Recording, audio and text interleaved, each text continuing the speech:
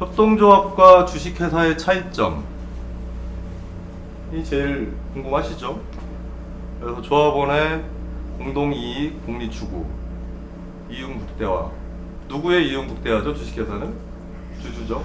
네. 이게 가장 큰 차이죠. 주식회사의 주인은 주주고 협동조합의 주인은 조합원이니까요. 뭐 가치에서 자조, 자립, 협동, 요거 되게 중요한 내용입니다. 그리고 소유는 조합원 공동 소유. 의사결정이 조합원의 1인 1표, 1주 1표. 이게 또 가장 큰 차이점이죠. 네. 그리고 출자, 배당.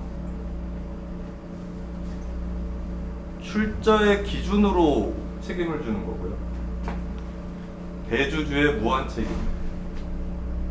그래서 2012년도 말에 협동조합 기본법이 발효된 다음에 아직까지 협동조합을 바라보는 국내 은행이나 공공기업에서 아직 시각을 주식회사처럼 바라보고 있어요. 아직까지는. 협동조합의 정의를 그 포럼에 계신 이종수 자문님이라는 분이 이렇게 정리를 잘 해주셨어요. 공동으로 소유되고 민주적으로 운영하는 이 방법을 선택하는 사업체를 통하여 협동조합 기업은 목적은 아닙니다. 기업체를 운영하는 수단입니다. 이게 굉장히 중요한 개념이에요. 협동조합이 목적은 아니라는 거죠. 공동의 경제적, 사회적, 문화적 필요와 욕구를 충족하고자 하는 이 목적도 굉장히 중요한 거고요. 사람들의 자발적으로 결성한 자율적인 조직. 이 성격도 굉장히 중요한 거죠. 자발적으로, 자율적으로. 예. 이 ICA 7원칙과 시코파 10원칙, 몬드라곤 10원칙 같은 경우는 학습을 좀 해야 됩니다. 학습을 하면서 자발적이고 개방적인 조합원 제도. 자발적이라는 게 뭐지? 개방적이라는 게 뭐지? 한 줄 한 줄 읽어가면서 되새김질해서 학습을 하지 않으면 좀 이해하기가 어렵습니다. 이 부분은 그냥 넘어가도록 하겠습니다.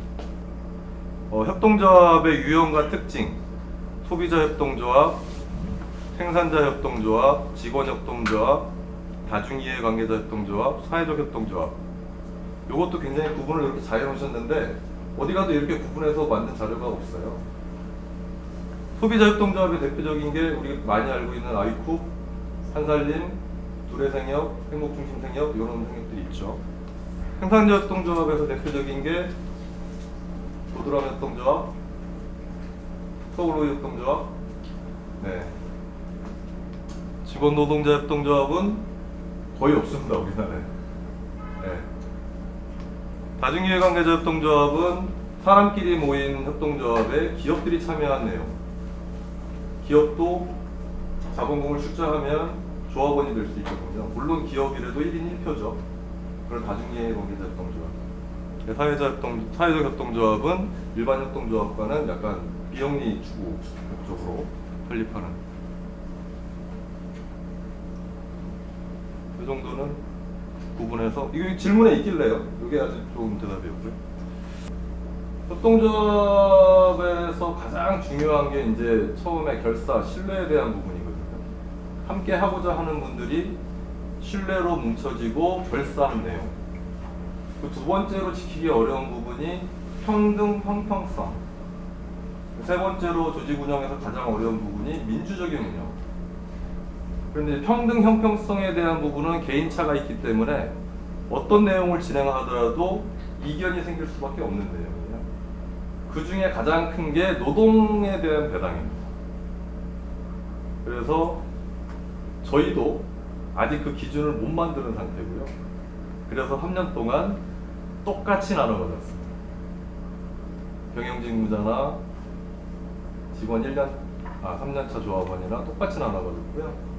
저희가 모델로 삼고 있는 스페인 몬드라곤 같은 경우는 직무값이 있습니다. 그래서 경영직무값 그리고 낮은 직무값에 대한 차별을 두고 있어요. 그게 이제 평등과 형평성에 어느 정도 구성원들이 수용할 수 있느냐. 되게 어려운 문제입니다. 저희도 아직 못 만들고 있습니다. 그 협동조합에서 이런 프랜차이즈를 운영하는 데 있어서 장단점이 있을까요? 아까 제가 이제 프랜차이즈를 협동조합으로 하는 것과 일반 기업을 하는 게 큰 차이가 없다라고 말씀드렸던 제 생각은 네. 일반 주식회사에서 그 프랜차이즈를 운영하면서 그 대표님이 갖고 있는 가치관, 기업관, 그리고 사람관 이런 부분이 협동조합적 가치랑 같다면 다른 게 없다고 저는 말씀을 드린 거고요.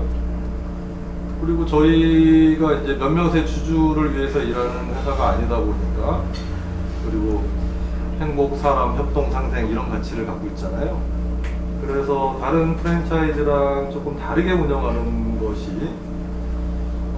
저희는 처음 시작할 때부터 가맹점주님들 그룹을 만들어 드렸어요.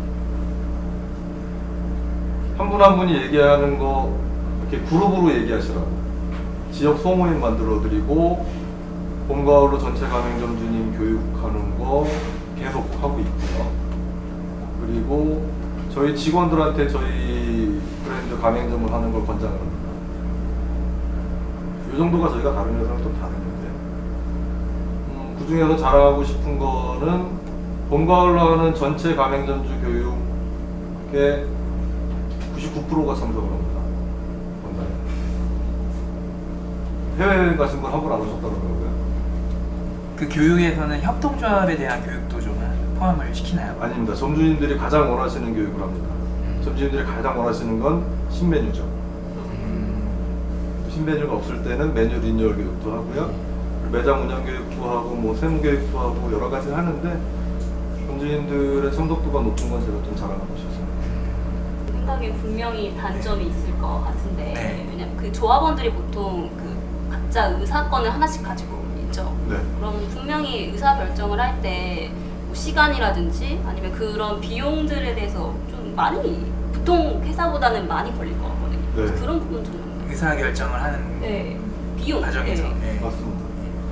그 1인 1투표권이잖아요. 예. 그러면은 최고 의사결정 기구는 총회입니다. 총회. 주식회사의 주주총회가 있듯이 협동조합에는 조합원 총회가 있습니다. 총회에서 이사진을 선출합니다. 이사진을 선출하는 방식은 저희가 1기 때 12년, 13년, 14년, 15년 1기 때는 지원해서 선출하는 방식을 했고요. 지금 2기 때는 추천제로 해서 선출을 했어요. 그래서 구성된 이사 6명과 이사장 1명은 전문 경영인 CEO를 선임합니다. 그러면 선임된 CEO가 조직 구조를 짜고 인선을 하고 전략을 세우고 사업을 영위하죠. 이런 구조로 돼 있기 때문에 총회와 이상의 이사회가 일반 주식회사의 CEO 위에 있죠. 그러다 보니까 CEO가 하고자 하는 것이 이사회에 통과 안 됐을 경우, 이사회가 하고자 하는 게 총회에 통과 안 됐을 경우, 안 되는 경우가 있죠. 그러다 보니까 의사결정이 조금 느리고 전체 조합원들의 의견을 다 받아서 의사 수렴을 하다 보니까 의견이 좀 나뉘어지는 경우도 있죠. 이게 이제 극복해야 될 협동조합의 의사결정 구조, 거버넌스 구조라고도 하죠. 네. 그 CEO도 3년이라는 조합원 자격을 유지해야지 협동조합, 직원 협동조합원이 될 수 있는 건가요? 노동자 협동조합이 지금 정관에는 뭐 CEO가 뭐 조합원이어야 한다, 외부 인원이어야 한다, 뭐 그런 규정은 없고요. 그리고 이사회가 선임하는 CEO는 선임과 임면권을 갖고 있습니다. 이사회가. 예. 그래서 사업이나 조직 운영을 잘못할 경우에는 뭐 이렇게 내릴 수도 있는 권한이 이사회에 있어요. 그래서 뭐 그렇게 진행하고 있습니다.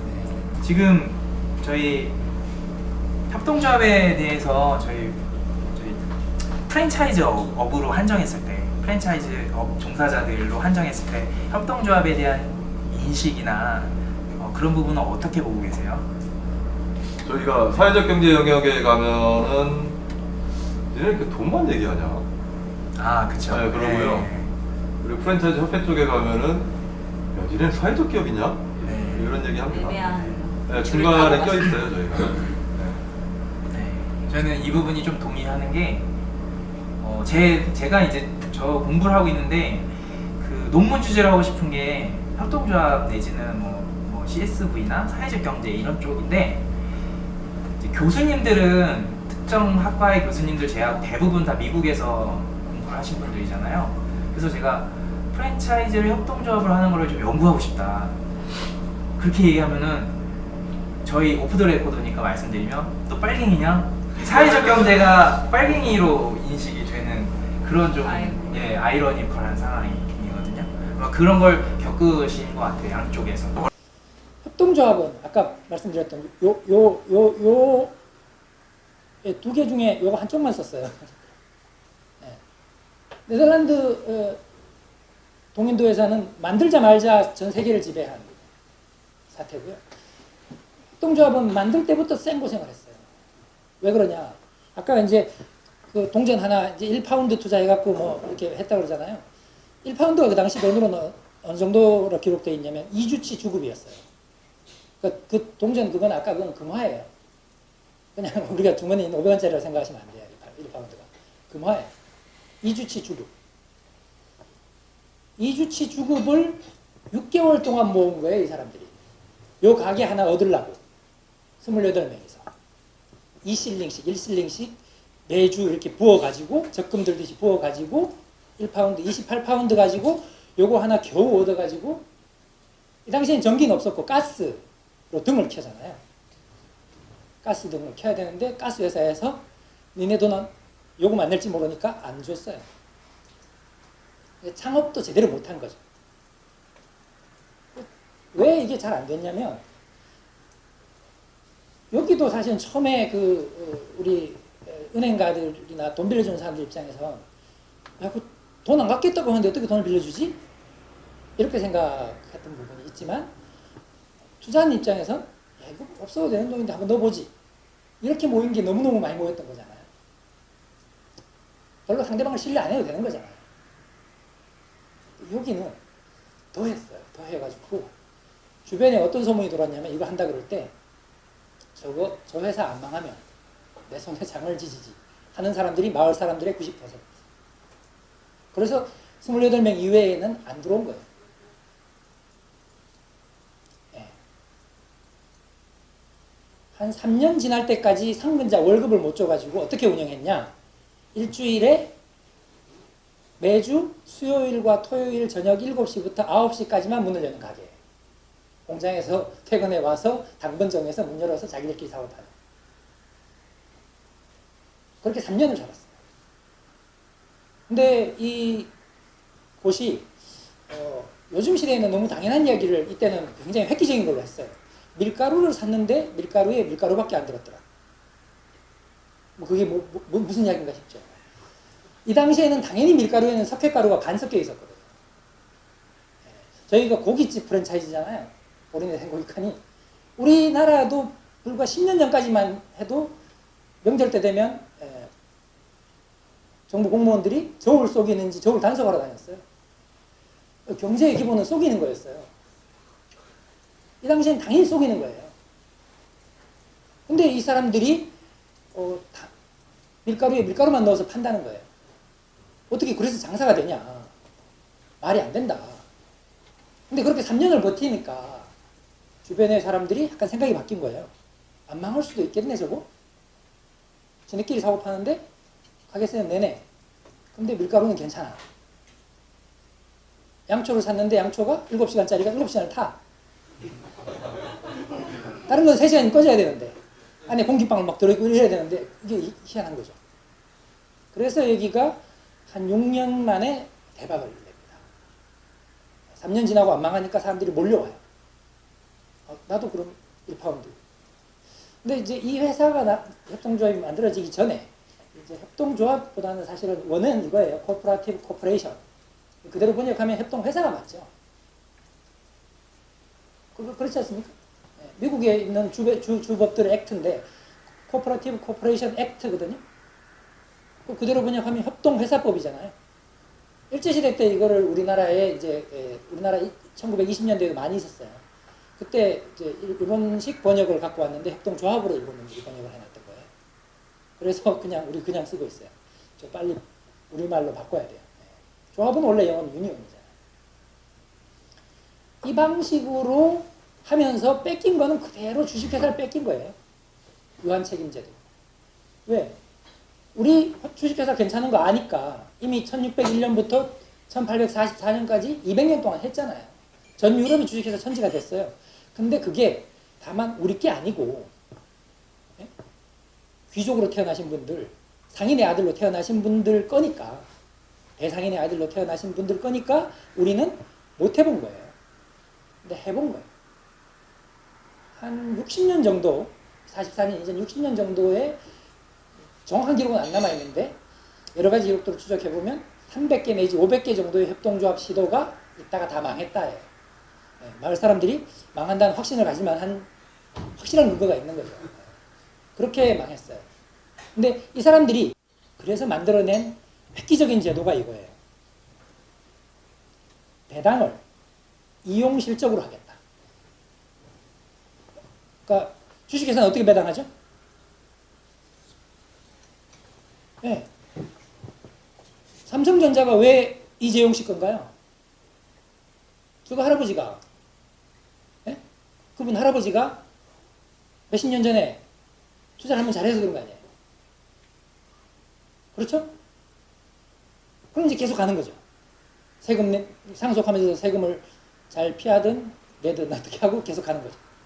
그 제도상의 문제가 있는 거다라고 생각을 하고 이 사람들이 이 방식을 채택해요. 이용 실적 배당이라고. 저게 뭐냐면 밀가루를 28명이서 샀어요. 그렇겠죠, 저기서. 밀가루를 샀어요. 다른 거 있지만 하나도 안 하고 밀가루만 했다 칩시다. 돈이 28파운드가 남았어요. 그러면 밀가루를 28파운드만큼 싸게 팔았으면 어떻게 됐을까요? 안 남았겠죠. 2배 남기고 팔았으면 56파운드가 남았겠죠. 이 아이디어를 얻은 거예요. 그래서 이 돈의 원래 주인이 출자에 있는 게 아니고 밀가루 산 데 있는 거 아니야? 이 사람들 소비자협동조합이었으니까. 그래서 밀가루를 많이 산 사람은 배당을 많이 하고 밀가루를 적게 산 사람한테는 배당을 적게 하자 라는 아이디어로 업그레이드를 한 겁니다. 바꾼 거예요. 그래서 주식회사 2.0이라고 제가 부르는 거예요. 원리가 다 똑같아요. 다만 2개를 업그레이드 했는데 하나는 그거고요. 돈에 대한 거예요. 우린 돈 벌자고 하는 회사잖아요. 다. 두 번째가 뭐냐면 51%를 가진 사람이 언제나 왕이잖아요. 주식회사에서. 49%는 뭣도 아니죠. 단 한 표만 차이 나도 아무도 없죠. 협동조합은 그거를 싫어했어요. 왜냐하면 자기들이 다 가난하니까 내가 51% 가지고 지배할 가능성이 없잖아요. 아예. 그러니까 1인 1패로 하자. 그러니까 국가의 왕정과 민주주의가 있듯이 회사에 민주주의를 도입해버린 거예요. 출자를 얼마를 하든 상관없이 조합원 한 명이 한 표를 갖자. 요 2개를 업그레이드 한 겁니다. 협동조합과 주식회사 뭐가 다르나요? 딱 요거 달라요. 각각의 조합원 점포들이 스스로 살지 못하면 조합원의 자격을 아예 안 준다. 이걸 독립성이라고 불러요. 그러니까 자립한 자들의 연대지. 못 먹고 살겠는데 모여가지고 같이 주고 보자. 연대가 아니라는 거예요. 기대는 정신으로는 협동조합 하지 마라. 당신이 살 수 있는 사람들끼리 손잡고 연대해서 더 탄탄하게 잘하고 그 다음에 사회를 위해서 뭔가를 해라. 협동조합 제일 끝에 가는 원칙이 그거거든요. 커뮤니티에 대한 기여. 이야기가 나오는데 그걸 하려면 일단 당신들부터 살아야 된다. 두 번째가 자원의 공유입니다. 우리 여기하고 딱 맞죠? 네. 자원을 다 공유하시잖아요. 아까 광고하시는 거 보니까 제 강의 때문에 온 게 아니고 이것 때문에 온 것 같은 느낌. 저도 지난번에 왔을 때 받아가니까 기분이 상당히 좋더라고요. 자원의 공유. 그 다음에 이제 협동조합의 고유 특성인 소유자는 이용자다. 예. 소유자는 투자자가 아니에요. 주식회사는 소유자는 투자자예요. 협동조합은 투자자 소유를 극히 싫어합니다. 예. 그래서 여기 주인들은 누구냐? 다 점주들이에요. 이게 일치해야 된다. 그 다음에 운영에 참여. 여기 되게 재미있는 협동조합들이 많은데 책 읽어보다가 되게 신기했어요. 저도 잘 몰랐는데 구체적인 걸 보니까 어떤 게 있냐면 조합원이 될 때 쓰는 이제 가입 신청서 내지는 동의서 이런 게 있는데 거기에 뭘 동의해야 되냐면 일주일 5일 근무하잖아요. 네? 자영업이라도 5일 근무거든요. 거의 외국 프랑스 가보신 분들은 전 안 가봐서 잘 모르는데 다 이야기하더라고요. 시간 되면 다 문 닫고 가버리고 없다고. 살 데도 없다고. 그렇게 근무하잖아요. 그런데 일주일에 5일 중에 하루는 자기 매장에서 일할 수 없다라는 원칙이 있어요. 네. 운영에 참여하거나 아니면 다른 조합원 매장에 가서 도와줘야 돼. 신기하죠? 그걸 안 하려면 조합원을 안 받아줘요. 계약을 하고 들어요. 이 정도까지는 야 역시 선진국이네, 훌륭하네. 서양 사람들은 개인주의라든지 우리하고 좀 다르네 이런 생각을 갖고 있었는데 좀 뒷장으로 넘어가다 보니까 뭐가 나오냐면 충격적인 걸 발견했어요. 연대 보증을 시켜요. 가맹점 점주들 사이에. 출자금 꼴랑 100만 원씩 내준다. 한 1억씩 내라고 내가 아무리 이야기해도 말 안 들어도. 그래서 목돈은 잘 안 내려고 그래서 푼돈을 걷었어요. 객실에다가 한 달 2만 원 연. 조합비 거둘 수 있다고 그랬죠. 걷어서. 네. 이게 세계에서 제일 큰 호텔 프랜차이즈 베스트 웨스턴이라는 데 혹시 아세요? 그 베스트 웨스턴. 우리나라에도 몇 개 있어요. 세계적인 프랜차이즈인데 협동조합이거든요. 네, 그 협동조합입니다. 근데 거기는 6만 5천 원 정도 돼요. 3분의 1 가격이죠.